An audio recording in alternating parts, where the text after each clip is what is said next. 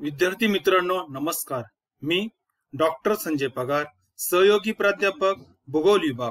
विद्यार्थी मित्रांनो, आज आपलं या ऑनलाईन लेक्चर सिरीज मध्ये मराठा विद्या प्रसारक समाजाचे केआरटी आर्ट्स, बीएच कॉमर्स आणि एएम सायन्स म्हणजेच केटीएचएम कॉलेज यातर्फे मी आपलं सर्वांचं सहर्ष स्वागत करतो।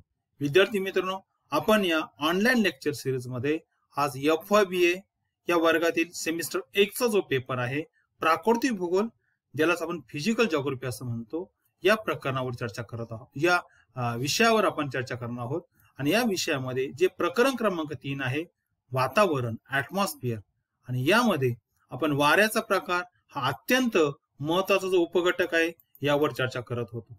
आज आपण या विषयाचं व्याख्यान क्रमांक 28 घेत आहोत आणि या व्याख्यानामध्ये प्रकरण क्रमांक 3 वातावरण जे आहे, या वातावरणामध्ये एक महत्वाचा घटक आहे वाऱ्याचे प्रकार, आणि या वाऱ्याच्या प्रकारामध्ये सर्वात महत्वाचा उपघटक आहे मोसमी वारे, मान्सून वारे। या संदर्भामध्ये आजच्या तासाला आपण अत्यंत सविस्तर चर्चा करणार आहोत आणि आपल्या दृष्टिकोनातून, भारताच्या दृष्टिकोनातून मोसमी वारे अत्यंत महत्वाचे आहे, म्हणून हे व्याख्यान तुम्ही अत्यंत काळजीपूर्वक ऐका। आणि मी परत एकदा आपल्याला आठवण करून देतो की विशेषतः स्पर्धा परीक्षांसाठी, MPSC असेल, UPSC असेल, या परीक्षेसाठी मोसमी वारे हा अभ्यासक्रमाचा एक भाग आहे। आणि मला वाटतं जर तुम्ही आज काळजीपूर्वक बघितला, फक्त आपल्या सावित्रीबाई फुले पुणे विद्यापीठाच्या अभ्यासक्रमाचाच भाग नाही, तर अनेक स्पर्धा परीक्षेमध्ये मोसमी वारे, मान्सून वारे हा अत्यंत महत्वाचा घटक आहे। आणि मला वाटतं तुम्हाला तो आज मी अत्यंत सोप्या आणि सहज पद्धतीने सांगेल त्या ठिकाणी। जर तुम्ही काळजीपूर्वक ऐकलं त्या ठिकाणी तर मला वाटतं तुम्हाला सहज तो समजेल। आता बघा, आपण त्या ठिकाणी मागील तासाला आपण खारे आणि मतले वारे बघितले। आता विद्यार्थी मित्रांनो, खारे आणि मतले वारे याचा जर विचार केला आपण तर त्यांची स्थिती दिवसा वेगळी, रात्री वेगळी, म्हणजे दिवसा रात्री या कालावधीत बदलते। पण त्याचीच एक मोठी आवृत्ती जर मांडली आपण, ती आवृत्ती आहे मोसमी वारे। याचं कारण काय? कारण मोसमी वारे हे आपली दिशा ऋतुमानानुसार बदलतात त्या ठिकाणी। ऋतू मग 3 महिन्याचा असेल, 4 महिन्याचा असेल, त्या ठिकाणी जगाचा विचार केला तर 6 महिन्याचा ऋतू मानला जातो। जगात विद्यार्थी मित्रांनो 2च ऋतू आहेत, एक आहे उन्हाळा ऋतू, दुसरा हिवाळा ऋतू। म्हणजे एक जगाचा विचार केला आपण तर 6 महिन्याचा एक असे 2 ऋतू आहे। भारताचा विचार केला आपण सर्वसाधारणपणे 3 ऋतू मानतो। हवामान खात्याच्या याच्यानुसार 4 ऋतू जरी सांगितलं जातात, पण खऱ्या अर्थानं आपण उन्हाळा, हिवाळा, पावसाळा हे 3 ऋतू सांगतो त्या ठिकाणी। आणि म्हणून मोसमी वारे हे जे आहेत खारे आणि मतले वाऱ्यांप्रमाणेच फक्त त्या ठिकाणी ते दिवसा रात्री वाहतात, हे मात्र पूर्णपणे ऋतूमध्ये वाहतात। म्हणून त्या ठिकाणी हा एक नियतकालीन वाऱ्याचा प्रकार आहे आणि महत्वाचा आणि हंगामी वाऱ्यांचा प्रकार त्या ठिकाणी। आता बघा विद्यार्थी मित्रांनो, की हे वारे आपल्या दृष्टिकोनातून महत्वाचे काय? कारण भारताचा जर विचार केला, मी मागच्या तासाला एक वाक्य तुम्हाला सांगितलं की भारत हा कृषीप्रधान देश आहे, आणि आपल्याला माहिती आहे की कृषीप्रधान देश कोणताही असो त्याचा संपूर्णपणे ती अर्थव्यवस्था जी आहे ती कृषीतून उत्पादन कसं मिळतं यावर अवलंबून असते। आणि कृषीचं उत्पादन विद्यार्थी मित्रांनो हे संपूर्णपणे निसर्ग, विशेषतः पावसावर अवलंबून असते। आणि म्हणून भारताची अर्थव्यवस्था मान्सूनवर अवलंबून आहे। म्हणून आपल्या दृष्टिकोनातून, भारताच्या दृष्टिकोनातून खूप महत्वाचं ही वारे त्या ठिकाणी। आता बघा, मोसमी वाऱ्यांचे आपण म्हणजे नेमकं मोसमी वारे कशाला आपण म्हणतो त्या ठिकाणी। आता जर आपण हा शब्दशः बघितला, ह्याचा अर्थ बघितला मोसमी, आता मोसमी खरं तर हा मराठी शब्द नाहीये, हा अरबी भाषेतील शब्द आहे। म्हणजे अरबी भाषेमध्ये जो मोसमी शब्द आहे हा त्याच्यावरून तयार झालाय, आणि याचा अर्थ काय आहे? मोसम म्हणजे ऋतू, म्हणजे हे वारे जर बघितलं ऋतुमानानुसार त्यांची दिशा बदलते, ऋतुमानानुसार हे विशिष्ट दिशेने वाहतात। म्हणून या अरेबियन शब्दापासून, अरबी शब्द जो मोसम आहे याच्यापासून हा शब्द तयार झालाय मराठी मोसमी, म्हणजे ते ऋतुमानानुसार वाहणारे वारे। जर आपल्याला शब्दशः जर विचारलं कोणी मोसमी या शब्दाचा अर्थ काय आहे, तर या वेळेला आपण लक्षात ठेवायचं मौसम हा जो शब्द आहे हा अरेबियन शब्द आहे, आणि त्याच्यावरून मोसमी शब्द तयार झाले आहेत। याचा अर्थ सोपा आहे, ऋतुमानानुसार वाहणारे वारे किंवा ऋतुमानानुसार आपली दिशा बदलणारे वारे, हा त्याचा अर्थ आहे। त्या आपण त्याची सविस्तर व्याख्या त्या ठिकाणी बघूया। 2 व्याख्या आहे, दोन्ही व्याख्या जवळपास सारख्या आहे, थोडासा शब्दात बदल आहे पण त्याचा अर्थ मात्र बदलत नाही। आता पहिली व्याख्या आपण बघूया मोसमी वाऱ्यांची। भूपृष्ठावर जे वारे उन्हाळ्यात व हिवाळ्यात ऋतुमानानुसार आपल्या प्रवाहाची दिशा बदलतात अशा वाऱ्यांना मोसमी वारे असं म्हणतात. विद्यार्थी मित्रांनो, परत एकदा व्याख्या काळजीपूर्वक बघा. त्या ठिकाणी भूपृष्ठावर म्हणजे हे वारे जमिनीवर वाहतात विद्यार्थी मित्रांनो. त्या ठिकाणी भूपृष्ठ जमिनीचं, मग तो जलाशयाचा भाग असेल किंवा जमिनीचा भाग असेल, भूपृष्ठावर त्या ठिकाणी उन्हाळ्यात आणि हिवाळ्यात ऋतुमानानुसार आपल्या प्रवाहाची दिशा बदलतात. आता बघा विद्यार्थी मित्रांनो, मी तुम्हाला सांगितलं जगात दोनच ऋतू आहे आणि म्हणून आपण हिवाळा आणि उन्हाळा हे दोन शब्द या ठिकाणी वाक्यात वापरले आहेत. म्हणजे दोन्ही ऋतूमध्ये हिवाळा असेल किंवा उन्हाळा असेल, यामध्ये ऋतुमानानुसार आपला प्रवाह, आपला मार्ग, याची दिशा जे वारे बदलतात त्या वाऱ्यांना मोसमी वारे असं म्हणतात. ही पहिली व्याख्या आहे. दुसरी एक व्याख्या त्या ठिकाणी आणखी एक महत्वाची आहे. भूपृष्ठावर व उच्च वातावरणात ऋतुमानानुसार आपल्या प्रवाहाची दिशा बदलतात अशा वाऱ्यांना मोसमी वारे असं म्हणतात. याच्यामध्ये भूपृष्ठ आणि उच्च वातावरण, म्हणजे उच्च वातावरण म्हणजे खूपच जास्तही उच्च नाही, तुलनेने आपण इतर वाऱ्यांचा विचार केला त्यामुळे थोडी जास्त उंचापर्यंत या वाऱ्यांची व्याप्ती असते. म्हणून भूपृष्ठावर व काही ठराविक उंचीवर ऋतुमानानुसार जे वारे आपल्या प्रवाहाची दिशा बदलतात, वाहनाची दिशा बदलतात अशा वाऱ्यांना मोसमी वारे असं म्हणतात. विद्यार्थ्यांना सहज आणि सोपं सांगितलं. एका वाक्यात जरी सांगायचं झालं तर ऋतुमानानुसार जे वारे आपली दिशा बदलतात अशा वाऱ्यांना मोसमी वारे असं म्हणतात. परत ऐका काळजीपूर्वक. ऋतुमानानुसार जे वारे आपली वाहनाची दिशा बदलतात, प्रवाहाची दिशा बदलतात अशा वाऱ्यांना म्हणायचं मोसमी वारे. विद्यार्थी मित्रांनो, आता आपण त्या ठिकाणी आणखी याची डिटेल बघूया. त्या ठिकाणी आता बघा, जगाचा विचार केला तर जगात सर्वीकडे मोसमी वारे आढळत नाही. विद्यार्थी मित्रांनो, संपूर्ण जगाचा ज्याप्रमाणे व्यापारी वारे आढळतात, प्रतिव्यापारी वारे आढळतात, त्यांची व्याप्ती जर पाहिली तुलनेने मोसमी वारे मात्र जगाच्या ठराविक ठिकाणी आढळतात, जगाच्या ठराविक प्रदेशामध्ये आढळतात. त्याचं कारण आहे विद्यार्थी मित्र, कारण या वाऱ्यांची निर्मिती होण्यासाठी 4 प्रमुख घटक महत्वाचे आहेत. आणि हे 4 घटक ज्या ठिकाणी उपलब्ध आहे, ज्या ठिकाणी यांची उपलब्धता आहे अशाच ठिकाणी फक्त मोसमी वारे आढळतात. म्हणून जगामध्ये मोसमी हवामानाचे जे प्रदेश आहे हा जर इतका सोडला तर मला वाटतं जगात दुसरीकडे मोसमी हवामानाचे वारे किंवा मोसमी वारे आढळत नाही. आता 4 घटक कोणते महत्वाचे? पहिला घटक आहे विशाल भूभाग आवश्यक आहे. विशाल म्हणजे हजारो स्क्वेअर किलोमीटर एरिया पाहिजे त्या ठिकाणी, आणि म्हणून हा पहिला घटक आहे. आपण आधी 4 घटक समजून घेऊया. 4 घटकानंतर भारतामध्ये मोसमी वारे आढळतात म्हणजे याचा अर्थ काय? भारतामध्ये ते घटक अनुकूल आहे. आपण ते आकृतीच्या माध्यमातून समजून घेऊया. आता फक्त सुरुवातीला मी ती 4 घटक कोणती आहेत हे सांगतो. पहिला सांगितलं मी विशाल, एकदम म्हणजे विशाल भूभाग, जमिनीचा भाग पाहिजे, हा पहिला घटक जातो. दुसरा, या भूभागाचा पश्चिम आणि पूर्व उतार, म्हणजे पश्चिम आणि पूर्व उतार कसा पाहिजे?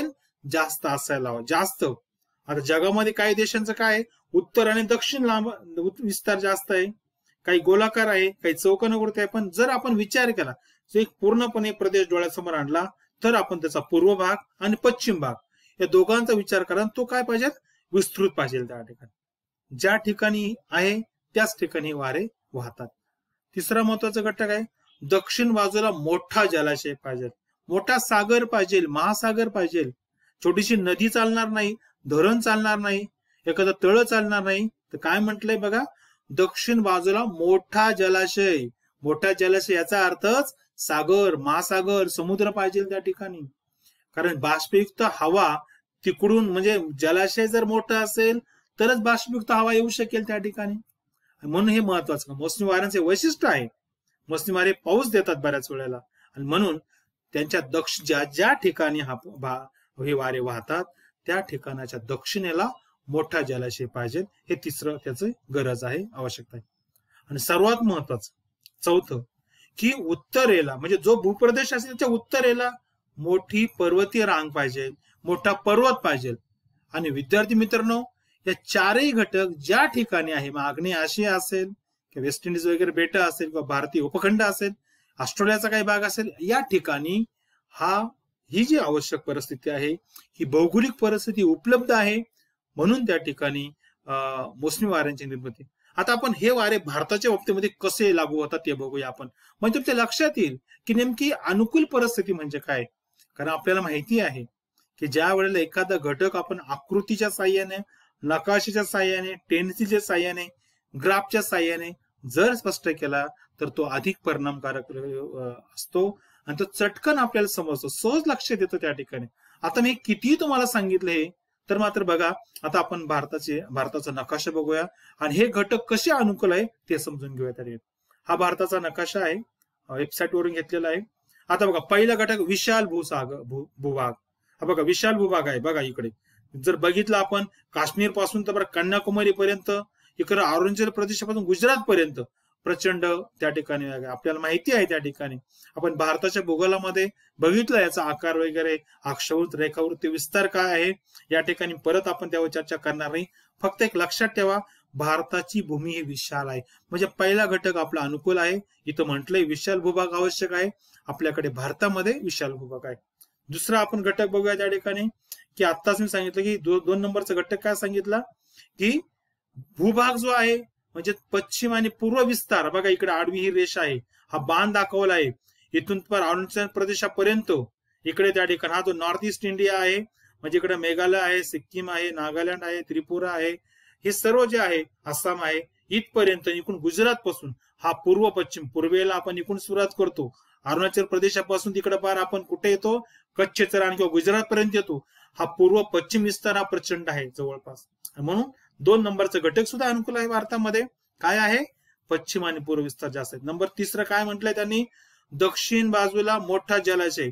जर आपण पाहिलं, पहिला अरबी समुद्र आहे त्या ठिकाणी पश्चिमेला, पूर्वेला तिकडे बंगालचा महासागर आहे आणि दक्षिणेला आपल्याला काय आहे, हिंदी महासागर. म्हणजे विद्यार्थी मित्रांनो, दक्षिण भागाला आणि आपल्याला तिन्ही बाजूनी सागर आहे, जलाशयाचा प्रचंड साठा आहे. बंगालचं महासागर घ्या, अरबी समुद्र घ्या, हिंदी महासागर घ्या, प्रचंड जलाशय आहे. जर कधी तुम्ही कन्याकुमारीला गेलात विद्यार्थी मित्रांनो, स्वामी विवेकानंद स्मारक आहे, त्या स्मारकावर जर तुम्ही उभे राहिला तर बघितलं तुम्ही काय विशाल महासागर आहे, हिंदी महासागर. त्या ठिकाणचं वातावरण ते पाहिलं तुम्हाला अनुभव येईल त्या ठिकाणी. अशा प्रकारचा प्रचंड विशाल महासागर आपल्या दक्षिणेला आहे, पूर्वेला आहे आणि पश्चिमेला अरबी समुद्र आहे. हे सर्व आहे. मग 3रा घटक सुद्धा आपल्या बाबतीमध्ये अनुकूल आहे. आणि 4था आहे उत्तरेला मोठा पर्वतीय रांग, हिमालय पर्वत रांग आहे उत्तरेला आपल्या. बघा अविचल, एकदम जवळपास 2500 किलोमीटर लांब आहे, 300 ते 400 किलोमीटर रुंद आहे. 3 पर्वताच्या म्हणजे 3 हिमालयाच्या 3 रांगा आहेत त्या ठिकाणी. काही टेकड्या आहेत, म्हणजे प्रचंड हिमालय आहे आपल्याकडे. म्हणून 4ही घटक विद्यार्थी मित्रांनो जे मोसमी वाऱ्यांच्या प्रदेशासाठी अनुकूल आहे, मोसमी वारे निर्मितीसाठी अनुकूल आहेत, ते सर्व आपल्या भारतामध्ये आहेत. म्हणून भारतामध्ये मोसमी वारे वाहतात, हे आपण लक्षात ठेवायचं आहे. आता याच्यानंतर या मोसमी वाऱ्यांचे आपल्याला 2 प्रकार आहेत विद्यार्थी मित्रांनो. पहिला आहे उन्हाळी मोसमी वारे, दुसरं हिवाळी मोसमी वारे. आपण जगाचा विचार करायचा, आपण जगाचा विचार लक्षात घेऊन हे वाऱ्याचे प्रकार बघतोय. आपण या ठिकाणी भारतातले बघत नाही, तर भारताचा विचार केला तर मग आपल्याला म्हणावं लागलं असतं पावसाळ्यात मोसमी वारे वाहतात. पावसाळा आपला ऋतू आहे की त्या ऋतूमध्ये हे मोसमी वारे येतात, आपल्याला पाऊस देतात, म्हणून आपण त्यांना त्या ऋतूला पावसाळा. पण जगाचा विचार केला तर जगामध्ये 2च ऋतू आहे, उन्हाळा आणि हिवाळा. आता बघा उन्हाळ्यामध्ये आपण पहिला प्रकार बघूया, उन्हाळी मोसमी वारे. आता बघा हा तुमच्या जवळ तुमच्या समोर एक मॅप आहे, तो वेबसाईट वरून घेतलेला गुगलच्या. या ठिकाणी बघा मार्च आणि सप्टेंबर उत्तर गोलार्धामध्ये बोलतोय मी. हे हे विषुववृत्त आहे. विषुववृत्ताच्या उत्तरेकडे हे कर्कवृत्त आहे, 23.5 उत्तर अक्षवृत्त हा जो भाग आहे. याच्या उत्तरेला म्हणजे इकडे या विषुववृत्ताच्या उत्तरेला मार्च ते सप्टेंबर या काळामध्ये विद्यार्थी मित्रांनो उन्हाळा ऋतू असतो, लक्षात ठेवा. आणि दक्षिणेला त्याच काळामध्ये कोणता ऋतू असतो, हिवाळा ऋतू असतो. आपण उन्हाळा ऋतूबद्दल बोलतोय. उन्हाळा ऋतू कधी असतो, मार्च ते सप्टेंबर या काळामध्ये. उन्हाळा ऋतू असल्यामुळे आपल्याला माहिती आहे तापमान जास्त असतं त्या ठिकाणी. विशेषतः मी बोलतोय की सप्टेंबरच्या काळामध्ये प्रचंड प्रमाणामध्ये या भागामध्ये उन्हाळा असतो. आणि आपला जर विचार केला त्या ठिकाणी मार्च, एप्रिल, मे मध्ये विशेषतः भारताच्या विशेषतः राजस्थान किंवा उत्तर भारतामध्ये तापमान हे 45 पेक्षा जास्त असतं, 48 पर्यंत जातं. त्यामुळे त्या ठिकाणची हवा तापते, गरम होते, वरती जाते आणि कमी दाबाचं सेंटर त्या ठिकाणी. फक्त मी एक उदाहरण सांगितलं तुम्हाला. आणि मग त्याच वेळेला जर आपण विषुववृत्ताच्या दक्षिणेला बघितलं, आपण विशेषतः हिंदी आणि पॅसिफिक महासागर जो आहे या ठिकाणी, इकडे जर बघितलं तर तुलनेने हिवाळा ऋतू असतो त्या खंडामध्ये, आणि तुलनेने जर तापमान कमी असतं हिवाळ्या ऋतूमध्ये, त्याच्यामुळे काय होतं, हवा जितकी आपल्या उत्तर गोलार्धामध्ये तापते, भारतीय उपखंड किंवा इतर आग्नेय आशियामध्ये तापते, तुलनेने तिकडे कमी तापते, आणि त्यामुळे तिकडे जास्त दाबाचा पट्टा तयार होतो. आणि आपल्याकडे तापमान जास्त असल्यामुळे, उन्हाळा ऋतू असल्यामुळे कमी दाबाचा पट्टा तयार होतो. म्हणून या बघा इथं बाण दाखवले आहेत की हिंदी महासागर, पॅसिफिक महासागर हे जे आहे बाष्पयुक्त वारे या उन्हाळ्यामध्ये भारतीय उपखंडामध्ये किंवा आग्नेय आशियामध्ये येतात त्या ठिकाणी. म्हणून हे जे वारे उन्हाळ्यामध्ये हिंदी महासागर असेल, पॅसिफिक महासागर असेल, याकडून आशिया खंडाकडे येतात, भूभागाकडे येतात, त्यावेळेला या वाऱ्यांना आपण उन्हाळी मोसमी वारे असं म्हणतो. एकच गोष्ट, उन्हाळा म्हटलं उत्तर गोलार्ध लक्षात घ्यायचा, उन्हाळ्याचा कालावधी लक्षात घ्यायचा, आणि त्याच्या विरुद्ध दिशेने म्हणजे विषुववृत्ताच्या दक्षिणेला त्याच काळामध्ये हिवाळा ऋतू असतो, त्या ठिकाणी तापमान कमी असतं, तुलनेने जास्त दाबाचा पट्टा असतो, आपल्याकडे कमी दाबाचा पट्टा असतो. म्हणून तिकडून हिंदी आणि पॅसिफिक महासागरातून वारे वाहत येतात, या वाऱ्यांना आपण उन्हाळी मोसमी वारे असं म्हणतो. आता याच्यामध्ये परत हे भारतामध्ये किंवा आशिया खंडामध्ये तर दोन मार्गाने येतात. पहिला मार्ग आहे या ठिकाणी आग्नेय आशिया, आणि याच्यामध्ये विशेषतः चीन असेल, थायलंड असेल, मलेशिया असेल, सिंगापूर असेल, जपान असेल, यासारखे. म्हणून एक प्रवाह त्यांचा इकडे बघा, हा एक प्रवाह इकडे आग्नेय आशियाकडे जातो. दुसरा जो प्रवाह आहे जो भारताकडे येतो, भारतीय उपखंडामध्ये येतो, इथून येतो बघा, भारताच्या नैऋत्य दिशेकडून येतो, किंवा भारतीय उपखंड घ्या, हे भारतीय उपखंड आहे. या भारतीय उपखंडामध्ये या वाऱ्यांचा प्रदेश मोसमी वाऱ्यांचा, जे उन्हाळी मोसमी वारे आहे ते विशेषतः ही जी नैऋत्य दिशा आहे भारताच्या, या नैऋत्य दिशेकडून येतात. म्हणून या वाऱ्यांना आपण म्हणतो नैऋत्य मोसमी वारे. विद्यार्थी मित्रांनो, आणि हे वारे आपल्या दृष्टीने खूप महत्वाचे आहे. साधारणपणे म्हणजे जाताना जवळपास 80% आणि येताना 10%, म्हणजे जवळपास 90 ते 95% पाऊस जो भारताला मिळतो तो फक्त आणि फक्त या मोसमी वाऱ्यांमुळे मिळतो. म्हणून भारताच्या दृष्टिकोनातून हे वारे अत्यंत महत्वाचे आहे. विशेषतः आपण जाताना म्हणजे भारतीय उपखंडात प्रवेश करताना जे वारे आहे ते हेच वारे आहे, नैऋत्येकडून येत असतात त्या ठिकाणी. म्हणून उन्हाळी मोसमी वाऱ्यांच्या दोन शाखा मी सांगितल्या. पहिली शाखा आग्नेय आशियामध्ये जाते, चीन, थायलंड, जपान वगैरे त्या भागाकडे. दुसरी शाखा आपल्या दृष्टिकोनातून महत्वाची आहे, भारतीय उपखंड, भारत असेल, पाकिस्तान असेल, नेपाळ असेल, किंवा मग ब्रह्मदेश असेल त्या ठिकाणी, या भागामध्ये श्रीलंका असेल, या ठिकाणी येतो, त्या ठिकाणी हा भारतीय उपखंडाचा भाग आहे. हे दोन आहे.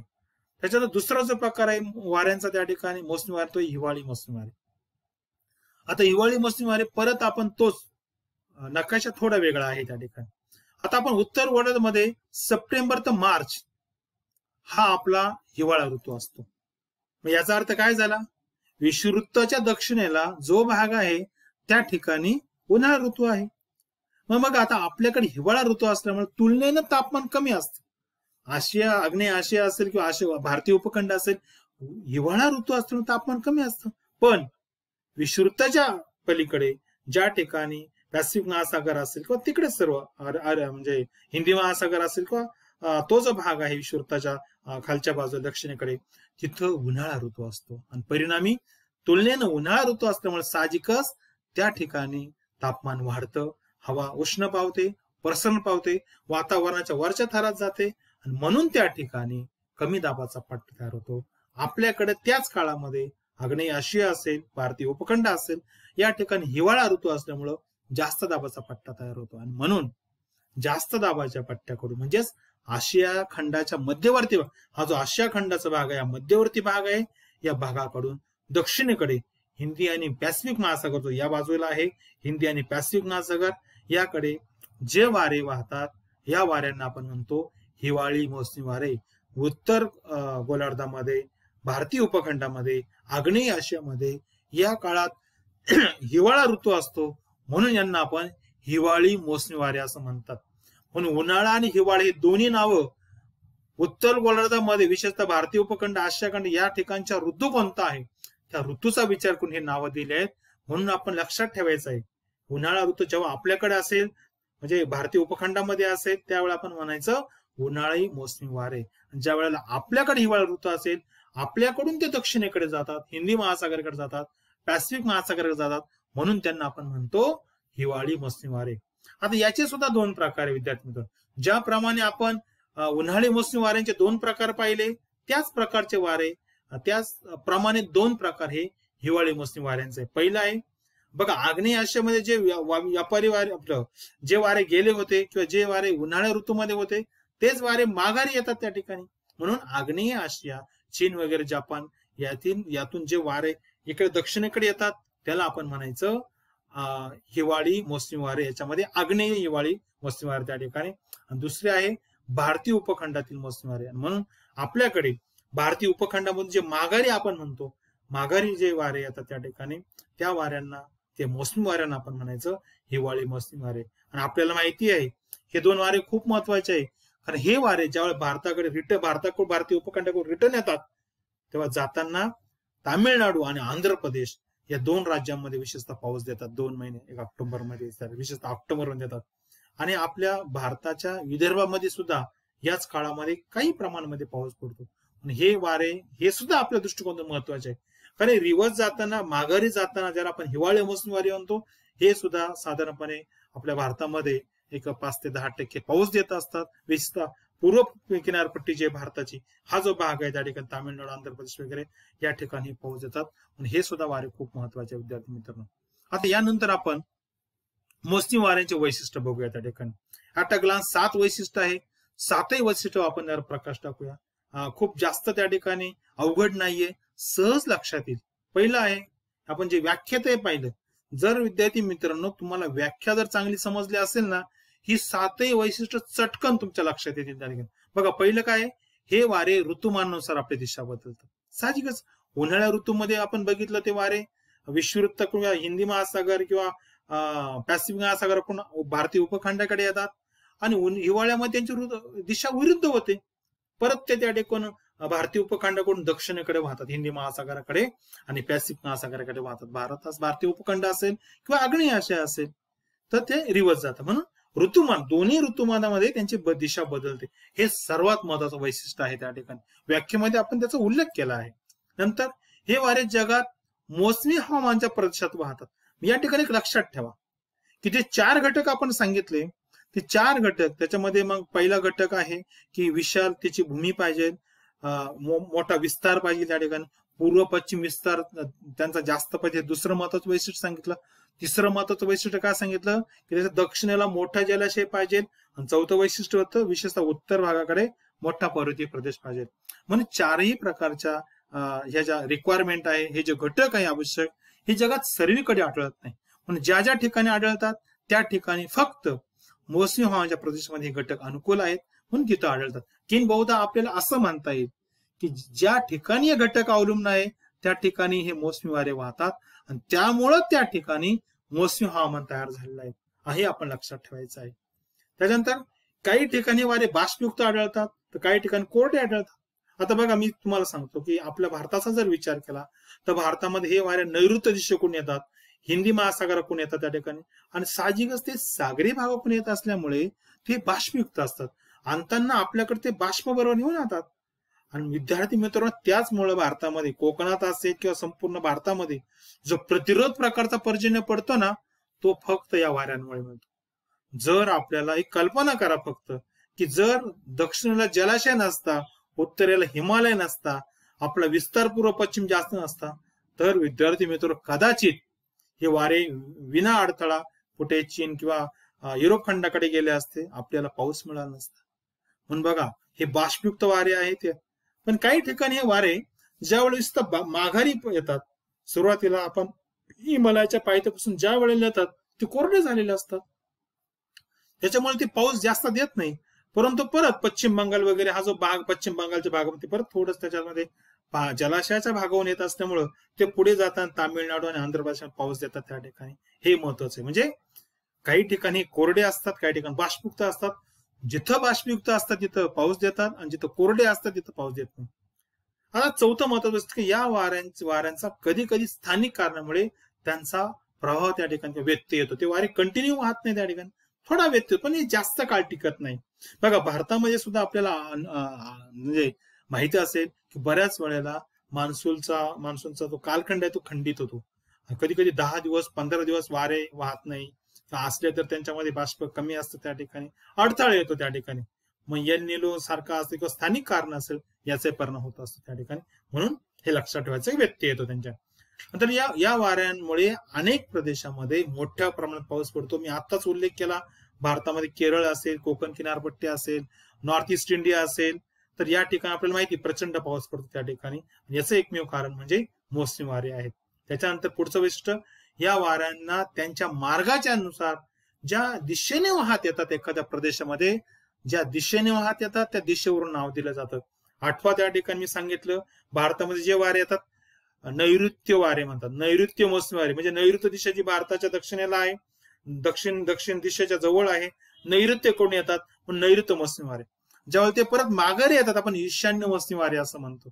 म्हणजे ते कोणत्या दिशेने येतात त्यावरून त्यांचे नावं दिले जाते, हे लक्षात आहे. आणि सर्वात सातवं महत्वाचं आहे की जगामध्ये हे वारे सर्वीकडे वाहत नाही. त्याचं कारण असं की कारण सर्वीकडे जी आवश्यक परिस्थिती आहे 4 घटक ते नाही, म्हणून जगामध्ये ज्या ठिकाणी हे घटक आहे अशाच ठिकाणी ते वाहत असतात. म्हणून हे महत्वाचं आहे की अनुकूल भौगोलिक परिस्थिती असेल त्याच ठिकाणी वाहतात त्या ठिकाणी. तर विद्यार्थी मित्रांनो, या ठिकाणी आपण थांबूया.